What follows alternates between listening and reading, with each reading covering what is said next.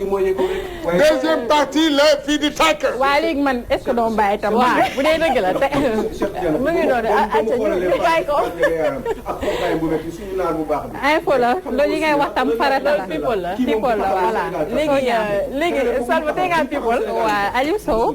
ñu jàppale ko. am na solo taxawam beneen ak c'est pas sérieux bàyyi ngeen may bàyyi ba people.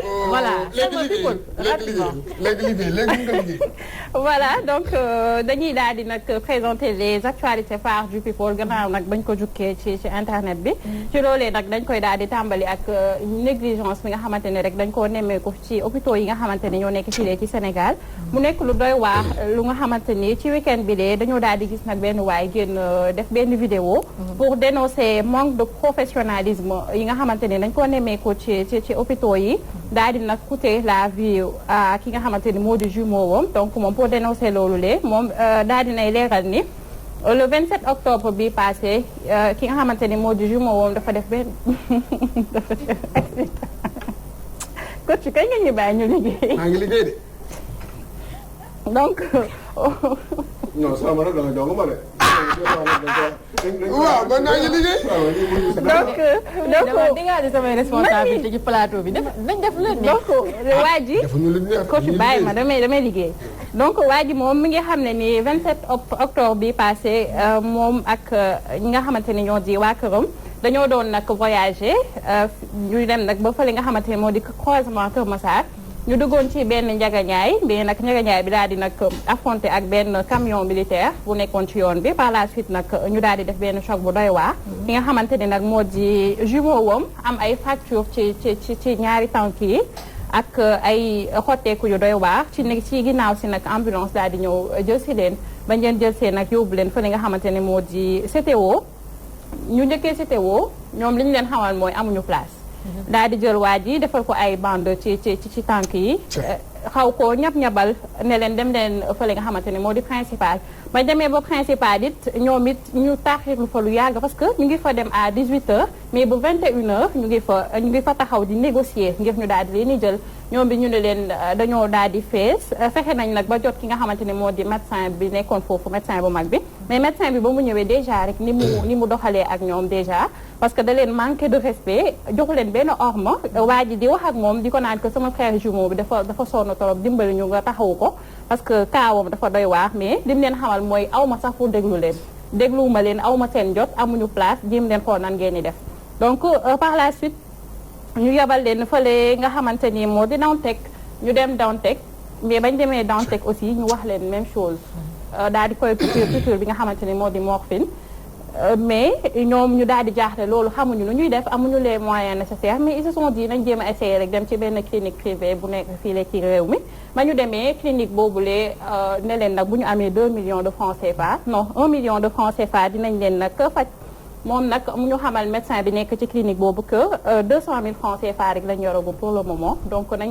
jéem a commencé faj bi en attendant ñuy lijjën ci leneen mais ñoom ils ont été catégoriques ne leen que xaalis boobu fii ak teewul rek duñ ko mën a faj donc ñu jaaxle loolu jubalaat fa li nga xamante ne moo di fan ak waa ji malade bi ba tey donc kaawum dina xit ci yoon bi ba ñu demee ba fan ñoom it ñu ne leen amuñu place ils leur ont dit la même chose par la suite ñu dem fa li nga xamante ne moo di gendarmerie bu nekkee ci conk gendarmerie bu nekk ci conk it yebalaat leen ci beneen gendarmerie bu nekk fa li nga xamante ne moo di ci Kër Massar ba ñuy dem nag ba tollu ci fi nga xamante ne moo di autoroute à péage bi ci la nag waajooju de génnee àdduna bu doon lu doy waar li nga xamante ni tey jii bu ko waaji di expliquer boo seetaan vidéo bi sax sa yaram dafay daw parce que xëy na accident bi métti na woon mais manque de vigilance bi nga xamante ni hôpitaux yi am na ko ak ñàkk teggin gi ñu doon amal ci ñoom ak négligence bi daal moo waral tey jii ki nga xamante ni moo di jumeau boobu génn àdduna donc moom xam leen na ni bëggoon na porter plainte mais il s'est dit aussi que dina def benn vidéo ngir dénoncer nag ñaawteef yi nga xamante ni jamono ji nag daal dinañ koy nemmeeku ci hôpitaux yi. xam nga damay wax rek del lañ Sénégal. je suis bien placé pour le dire. Sénégal il faut que Diouf Sarr ministre de la santé yow ak Macky Sall ngeen xam ne que dëkk bii ku amul xaalis doo faju. dëgg la.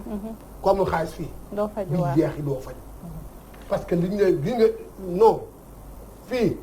ñaanal yàlla rek maanaam nga am xaalis pour nga faju waaye boo ko amul mais nag dañuy jàpp ne que dëkk bi ñun baadoolo yi ñoo fi ëpp ñun ñoo ëpp amuñu il faut que ñoom ñu xam loolu parce que lii vraiment nga lii dafa doy waar di jël ab malade di koy wëral hôpitaux yëpp di dem rek di dem ba mu dee li crime la crime contre l'humanité bi ma doon wax am na encore beneen a ngi nii effectivement gis nga man de war damay kontaan quoi kontaan retaan xam nga sama xol féex mais des fois mu mel ni dafa am loo xam ne dafay bëgg yàq suñu àdduna quoi parce que on n'a pas le droit de vivre et di gis yenn yi di ko seetaan amaana des fois je me demande est-ce que nga dee sax jaru ko parce que finalement xëy na di nga noppalu wala xëy na yàlla bu la yërmee nga dem àjjan parce que quand même quand tu vois des choses pareilles ñu lay laaj 1 million pour que boo amul 1 million c'est un truc de fou quoi.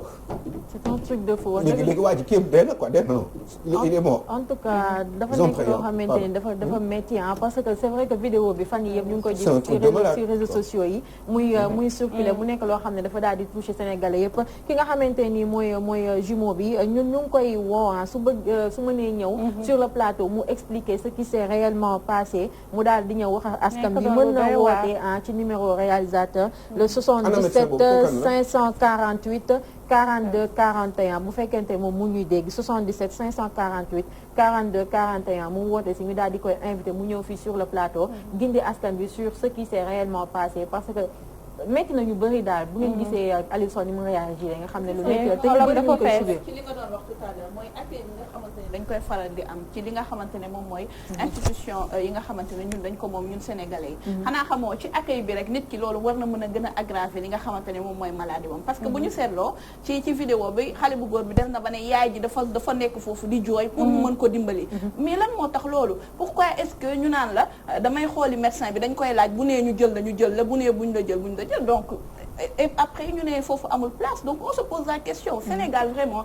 il y a beaucoup de choses yoo xamante ne c'est à régler. Boun Abdallah Dionne bu mu feebaree donc il est resté pratiquement 3 mois en France pour faju Tanor Dieng ba muy làqu ak ñeneen ñi Bougazelli mi nekk kaso ni dafa yóbbu jabaram aux États-Unis pour mu faju par rapport à sa maladie moo ko wax Bougazelli ci boppam ñoom ñëpp bu ñu bëggee faju bitim réew la ñuy dem ça peut coûter autour de 3 000 €, 2 millions par jour ngay fay pour am des soins complets en France 2 millions Cheikh Niane Gomis man dama cotiser France lu yàgg dama cotiser pendant 10 ans pendant fukki at am naa droit lu ma dal ma faju France par service mutuelle notaire yi la ko je vous assure ñooñu julliwuñu wóoruñu amuñu kurus waaye am na yërmande ci doomu aadama ak ci jigéen ak ci ay xale ak ci mala sax mala comment on peut dire une personne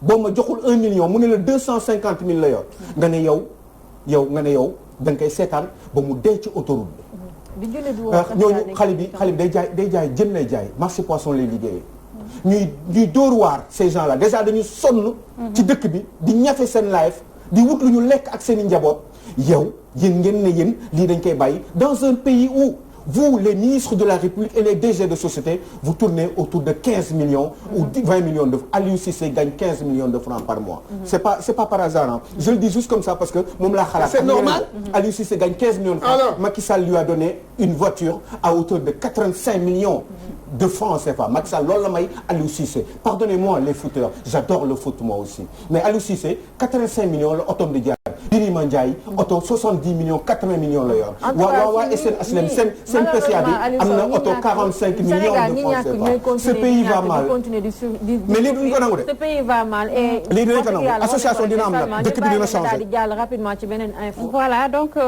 dañuy daal di jàll ci information bi nga xamante ne day wax comme quoi Abdourahmane Seck di goro ci ki nga xamante ne moo di njiital réew mi Macky Sall mais it nekk président du conseil d'administration PCA wu Petrosen donc moom dañ koy joxe baaraamu tuuma jamono ji di xam ne ni rek dafa am benn escroquerie foncière bi nga xamante ni daf koo amal toll ci 1 milliard de francs CFA donc benn collectif bi nga xamante ne mi ngi ëmb ci lu tolloog 50 victimes jamono ji dañoo booloo rek di joxeñ baaraamu tuuma société bi nga xamante ni moo di société d'études des travaux d'ingénierie yi nga xamante ni kii di Omer Seck nekk goro ci Macky Sall moo ko moom donc moom mi nga xam ne ni moom ak doomam bii di Thierno Omer Seck ñoo nag jaay 50 victimes yooyu lee ay terrain mais terrain yi en réalité ñoom dañoo encaissé li nga xamante ni moo di xaalis bi ku ci nekk sa terrain yaa ngi ko jëndee ci lu commencé entre 20 à 35 millions de francs CFA mais nag ñoom joxe nañ seen xaalis mais ba léegi ni si gisaguñu terrain yooyu les en question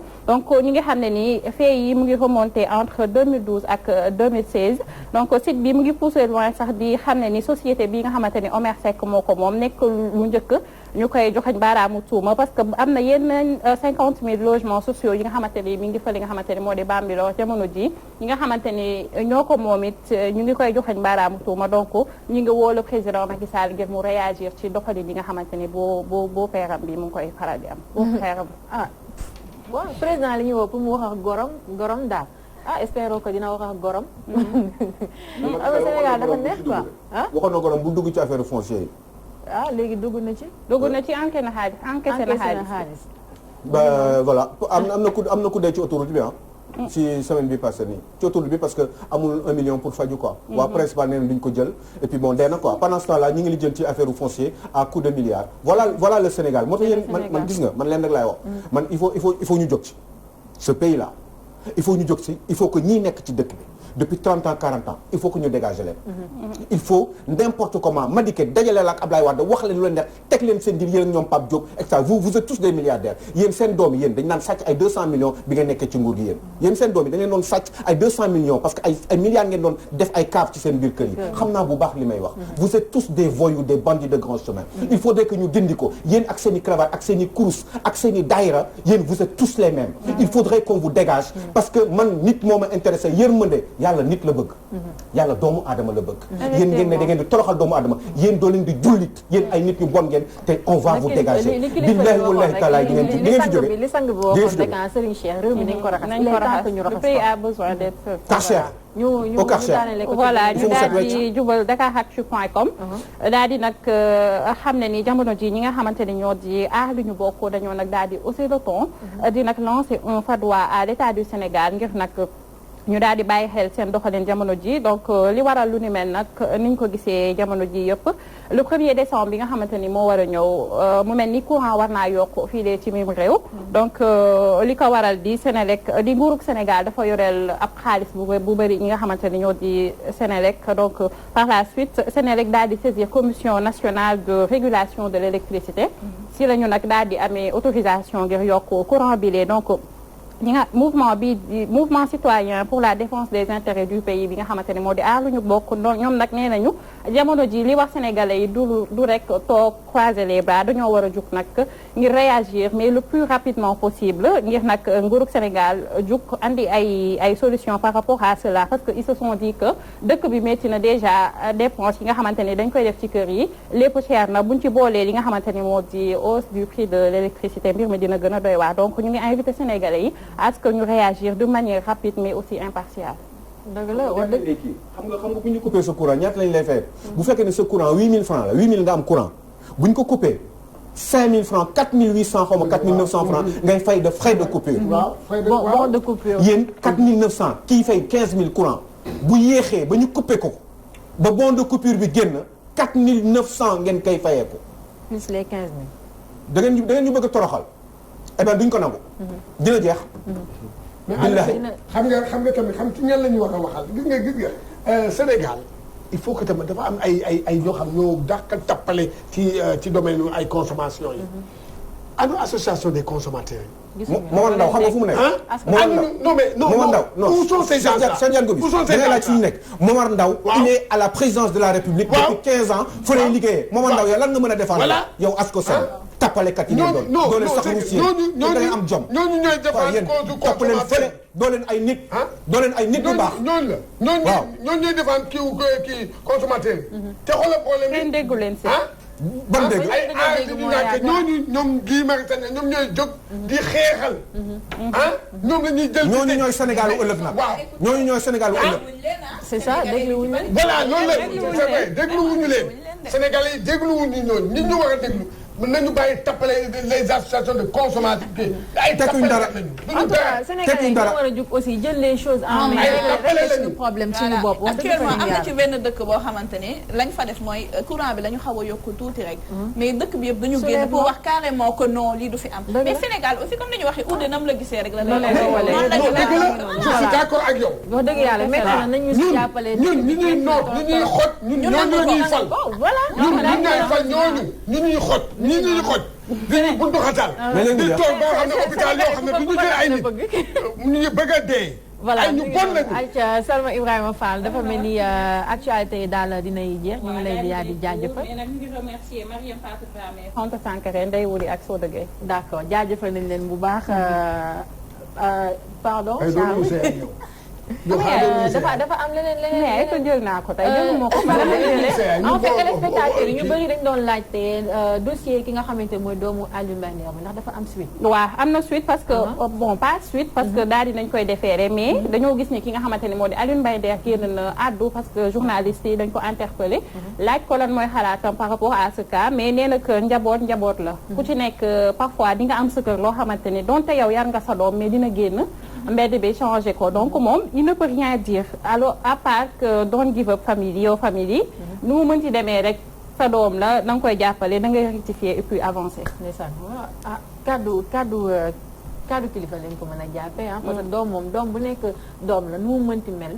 doom la c'est vrai que ñaanuñu woon mu am doom mu mel nii mais. waaw c'est que c'est vrai moom dafa doon ñaan doomam nekk transitaire voilà ñu ngi koy daal di jaajëfal di leen jaajëfal yéen aussi yéen ñi nga xamante ne depuis ce matin yéen a toogoon doon ñu seetaan ci seen biir émission matinale petit déj di remercier bu baax Thiaba parce que xuus nañ ba dugg ci biir temps mu daal di ñu ko may si sa Thiaba merci beaucoup ci loolu noonu nga ñu may di jaajëfal bu baax Diatou Diop soft moom mi nga xamante moo jaar ci kanam yi comme d'habitude son numéro c'est le 77 181 89 13 mu ngi daal dina ma rey dama ko fàtte mu ngi féete fële ca Parcelles Assainies unité 20 voilà équipe bu mag bi ASC Dewo de Rufisque ñu ngi dem ci finale ñu ngi leen di ñaanal ñu gagné bu baax. préfet na daal équipe bu Walf bi mu ngi préparé pour participer ci tournoi presse foot. équipe bu Walf entraînement mercredi. Charles day joué. équipe bu waaw. voilà Cheikh ñu ngi koy remercier bu baax voilà. Charles équipe bu Walf bi ñu ngi daal di préparé. tournoi presse Charles foot day joué. waaw entraînement oui doo dégg ñëpp. damay sélectionné mes 22 joueurs. d'accord. je suis le coach. waaw damay préparé. yéen ñi nag.